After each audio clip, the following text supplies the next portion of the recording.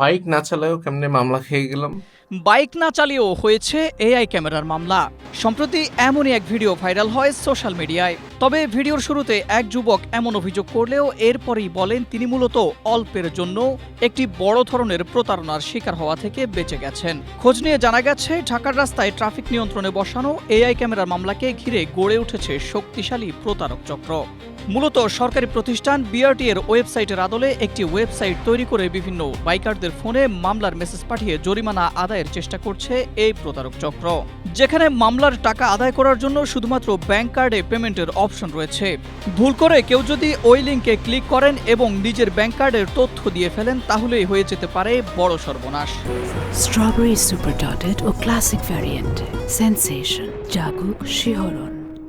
তবে এমন কোনো বার্তা ঢাকা মহানগর পুলিশের পক্ষ থেকে পাঠানো হচ্ছে না দাবি করে সবাইকে সতর্ক থাকার পরামর্শ দিয়েছেন ট্রাফিক বিভাগের কর্মকর্তারা।